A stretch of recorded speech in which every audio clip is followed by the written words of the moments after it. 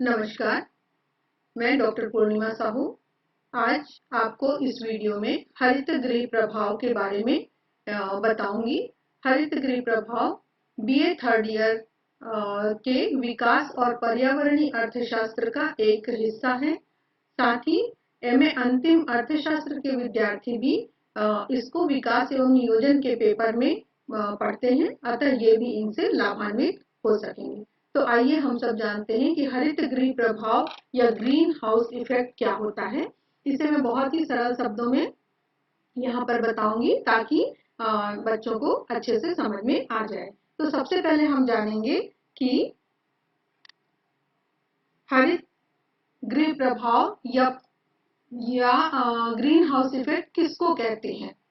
हरित गृह प्रभाव एक प्राकृतिक प्रक्रिया है जिसके द्वारा किसी ग्रह या उपग्रह के वातावरण में मौजूद कुछ गैसें वातावरण के तापमान को अपेक्षाकृत अधिक बनाने में मदद करती हैं। इन गैसों में carbon dioxide, carbon monoxide, methane इत्यादि शामिल होते हैं। यदि इनका प्रभाव नहीं होता तो शायद पृथ्वी का तापमान एकदम न्यूनतम होता और जीवन नहीं हो पाता। इस तरह धरती के तापमान को प्रभावित करने वाले अनेक कारकों में एक कारक ग्रीन हाउस इफेक्ट या हरित गृह प्रभाव है। हरित गृह प्रभाव को विकास और पर्यावरणीय अर्थशास्त्र में शामिल करने के लिए यहाँ पर हमने इसलिए सोचा कि जिस तरह से हम विकास कर रहे हैं उस विकास के साथ साथ हमें बहुत ज्यादा विनाश को भी देखने को मिल रहा है, अर्थात विकास से ही विनाश भी हमें दिखाई देता है। और इसमें एक कारण है पर्यावरण में गंदगी उत्पन्न होना या पर्यावरण में दोष उत्पन्न होना। और ये पर्यावरण में जो दोष उत्पन्न हो रहा है वो ग्रीन हाउस इफेक्ट के कारण भी होता है। तो इसलिए इस ग्रीन हाउस इफेक्ट को हमें जानना बहुत जरूरी है। हरित गृह प्रभाव या ग्रीन हाउस इफेक्ट का अस्तित्व 1824 में जोसेफ फूरियर नाम के वैज्ञानिक ने दिया था, लेकिन 1827 से लेकर 1838 तक क्लाउड पायलट ने इसका समर्थन किया। फिर 1859 में जॉन टिंडल ने इसे आगे बढ़ाया, या हम कहें इस विचारधारा को और आगे बढ़ाया। 1896 में आंकिक रूप से जनांकीय आंकड़े इसके हमें प्राप्त हुए, जिसे स्वाटे आर्नियस नाम के अर्थशास्त्री ने यहाँ पर दिया था, वैज्ञानिक ने दिया था, सॉरी अर्थशास्त्री नहीं वैज्ञानिक है ये।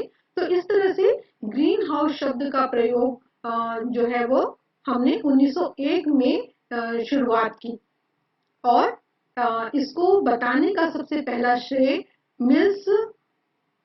मिल्स गुस्ताफ एक्लेस नाम के वैज्ञानिक को यहाँ पर जाता है।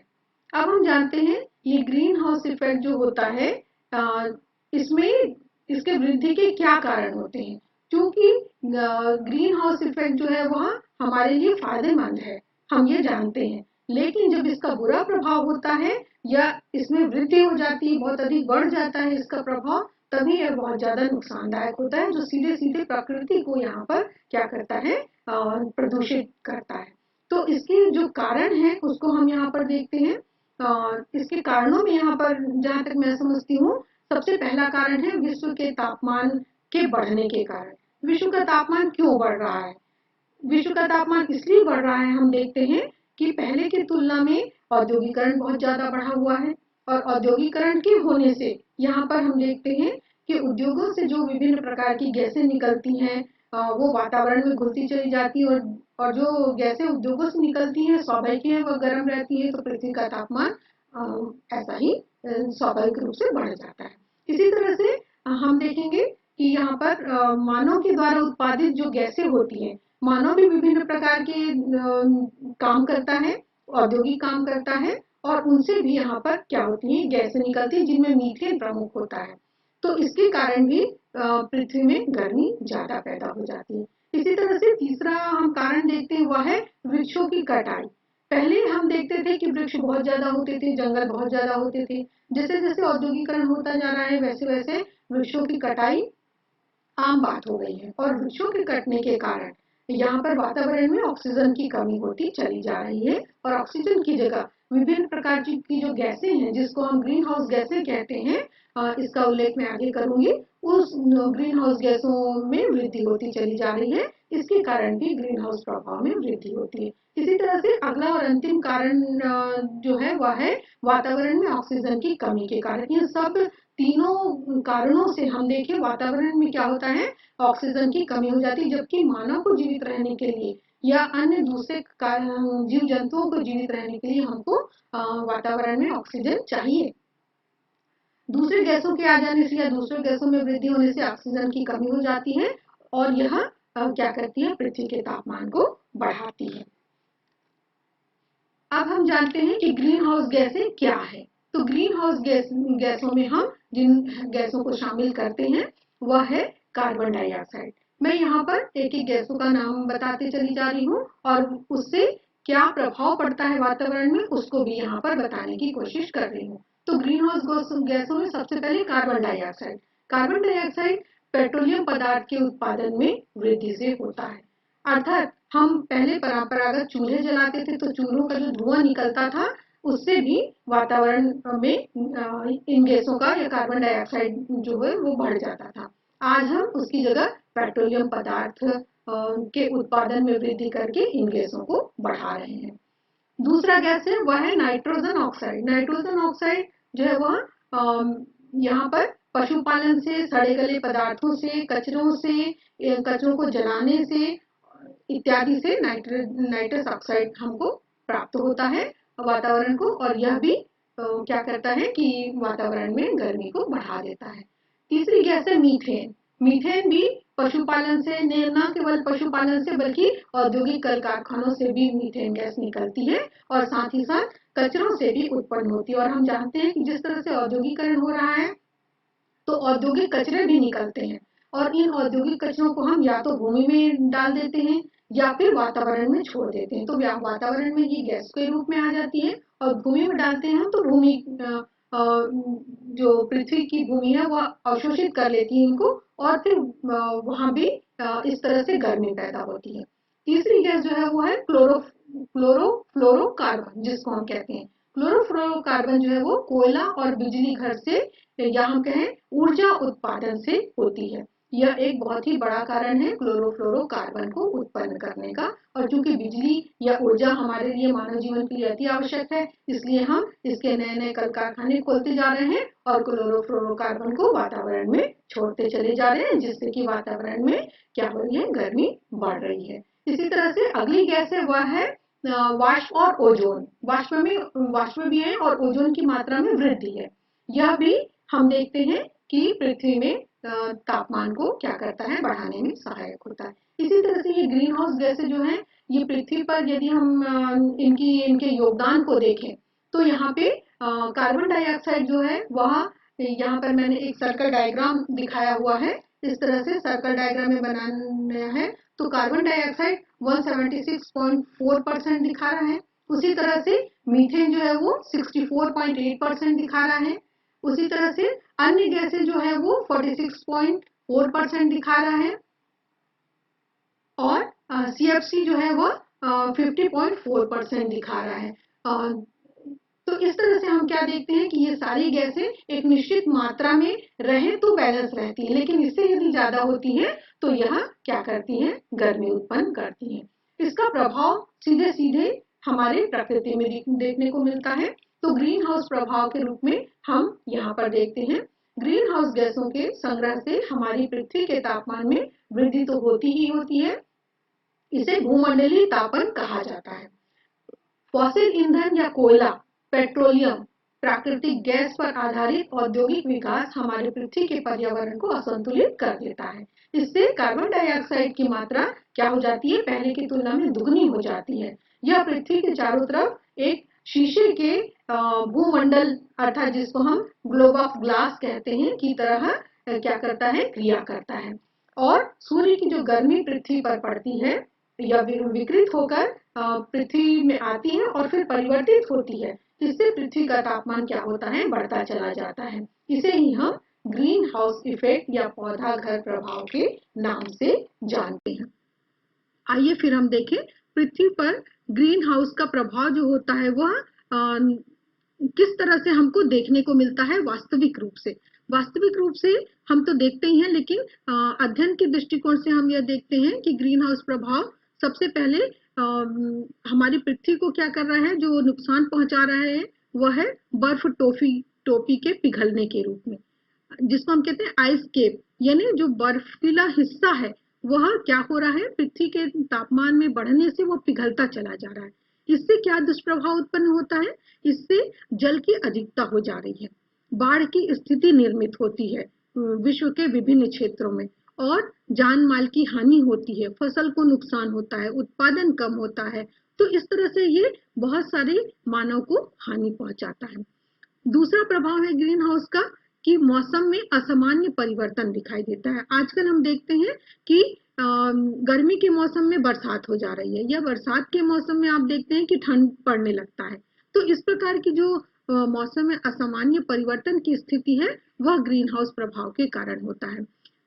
मौसम में असामान्य परिवर्तन जब होता है, जैसे हम कहते हैं कि अभी 1 महीने पहले हमारा जो मौसम का परिवर्तन होता था वो हर 3 महीने में होता था, अब जो है वो 3 महीने से 4 महीने हो गया, अर्थात 1 महीने का डिफरेंस, 1 या 1.5 महीने का डिफरेंस हमको यहाँ पर दिखाई देता है।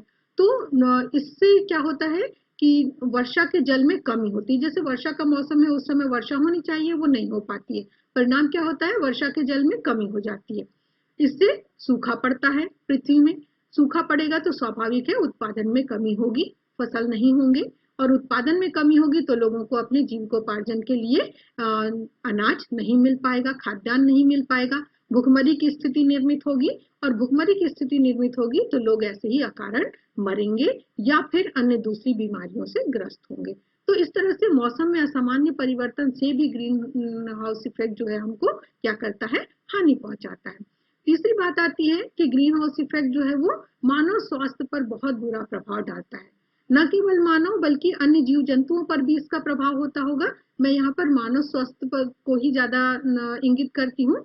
जलवायु में परिवर्तन होने के कारण जब भी 3 महीने में जलवायु परिवर्तन होता था तो थोड़ी बहुत मानव को एडजस्ट करने में यहाँ पर टाइम लगता था, समय लगता था, वह समय अब ज्यादा हो गया। जैसे एक उदाहरण दूंगी, मान लीजिए सर्दी खांसी होती है हमको, कोई जब परिवर्तन होता है, मौसमी परिवर्तन होता है तो वो सर्दी खांसी पहले 1-2 दिन में ठीक हो जाती थी, अब हम 1-2 दिन में ठीक नहीं हो पाते, हमको यहाँ पर 8 दिन लगते हैं। तो ये क्या हुआ, ये क्यों हो रहा है, ये हम उस परिवर्तित काल को सह नहीं पा रहे हैं।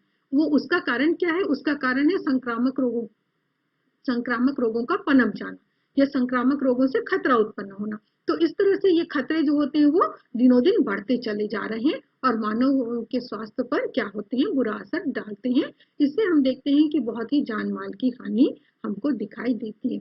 तो इन तीनों ही ग्रीन हाउस प्रभाव को यदि हम एकजुट करके देखें तो ये तीनों मिलकर पृथ्वी के संतुलन की हानि करते हैं और इस तरह से ये पृथ्वी में असंतुलन की स्थिति को परिवर्तित करते हैं। आखिर ये सब क्यों हो रहा है, औद्योगिकरण के कारण हो रहा है, या हम और आपके यहाँ पर हम और आप जो है इसको अच्छी स्थिति को संभाल नहीं पा रहे हैं, अपनी पृथ्वी की स्थिति को अच्छा नहीं रख पा रहे हैं, अपने वातावरण को, इसलिए भी यह स्थिति निर्मित हो रही है। तो इसे हम असंतुलन की स्थिति कहेंगे। इसके समाधान के लिए अब आइए हम बात करते हैं, यदि इस तरह से ग्रीन हाउस इफेक्ट हमको बहुत ज्यादा हानि पहुंचा रहा है तो हम क्या उपाय करें। तो समाधान के उपाय के रूप में सबसे पहली बात मैं यह कहूंगी कि आप पेड़ पौधों का रोपण कीजिए। पेड़ पौधों का रोपण हम क्यों करें, अधिक से अधिक पेड़ क्यों लगाएं, इससे कार्बन डाइऑक्साइड को जो बायोमास होती है कार्बन डाइऑक्साइड में, वो कार्बन डाइऑक्साइड को बायोमास में परिवर्तित किया जाता है। तो इसलिए पौधों का रोपण हम अधिक से अधिक करें जिससे हमको ऑक्सीजन मिले। इसी तरह से दूसरा उपाय है पर्यावरण कर लगाकर। अब ये पर्यावरण कर किन पर लगाएं, तो जो भी खाद्यान्न उत्पन्न करता है या जो भी कोई आर्थिक क्रिया करता है उस पर हम यहाँ पर पर्यावरण कर लगाएं। आप कितना उत्पादन कर रहे हो, किस तरह से उत्पादन कर रहे हो, और उसका वितरण कितना कर रहे हो, तो ये सब पर्यावरण को क्षति तो नहीं पहुंचा रहे हैं। यदि क्षति पहुंचा रहे हैं या क्षति पहुंचाने के कगार पर है तो हम उस आर्थिक क्रियाकलाप पर या आर्थिक क्रिया करने वालों पर क्या करें, पर्यावरण कर लगा दें। और इसके लिए हम कहते हैं खाद्यान्नों की ऊंची लागत को हम हतोत्साहित करेंगे। इससे भी क्या होता है, पर्यावरण कर लगाकर हम यहाँ पर पृथ्वी के संतुलन को बनाने की दिशा में एक पहल कर सकते हैं। अगला पॉइंट जो है हमारे उपाय की, वह है सभी तरह की सब्सिडी को समाप्त करें। हम कोई छूट ना दें किसी को, चाहे वो किसान हो चाहे वो उद्योगपति हो, ठीक है। तो इससे भी सब्सिडी को हम समाप्त करेंगे तो भी हम यहाँ पर पर्यावरण को संतुलन रखने में अपना एक योगदान देंगे। इसी तरह से सूखे मौसम के अनाजों में हम वृद्धि करेंगे। हम प्राय क्या है, भारत के संदर्भ में मैं बात करूं तो हम जो वर्षा का जल होता है उस पे हम अपनी खेती को अधिक मात्रा में खेती करने की कोशिश करते हैं या खेती करते हैं उसी समय। तो हम यहाँ पर ऐसे अनाजों में वृद्धि करें या ऐसे अनाजों को उपजाएं जो सूखे मौसम में पैदा होते हैं, ठीक है। तो इस तरह से इन अनाजों में वृद्धि होगी तो हमको वर्षा की बाट नहीं जोड़नी पड़ेगी, जहां तक मैं सोचती हूँ। फिर अगला पॉइंट, पुआल या भूसे को हम न जलावें, कचरा न जलावें। इसको जलाने से जो कार्बन डाइऑक्साइड या कार्बन मोनोऑक्साइड निकलता है वह, जैसा कि मैंने पहले भी बताया कि यह दोगुने तेजी से वातावरण में गंदगी को फैलाता है। इसी तरह से शोध और विकास को हम बढ़ावा दें। किस तरह के शोध होने चाहिए? पर्यावरण को संरक्षित रखने की शोध होने चाहिए। हम विकास कर रहे हैं तो सतत विकास की प्रक्रिया में हम क्या करें, हम इस तरह से विकास करें जिससे कि पर्यावरण गंदा न हो, औद्योगिकरण भी होता रहे, अर्थात सतत विकास और स्वच्छ विकास करने को बढ़ावा दें। इसी तरह से अगला पॉइंट जो है वो बायोगैस उत्पादनों में कमी करके हम यहाँ पर पर्यावरण को संरक्षित रखने की कोशिश कर सकते हैं और ग्रीन हाउस इफेक्ट से बच सकते हैं। साथ ही ग्रीन हाउस इफेक्ट से बचने के लिए हम बचे भोजन को रिसाइकिल करें और इसे जमीन पर न फेंकें। इसका हम कुछ ना कुछ उपयोग करें। यदि आपको जमीन पर फेंकना ही है तो आप उसको रिसाइकिल कीजिए और उसको खाद के रूप में जमीन पर डालिए।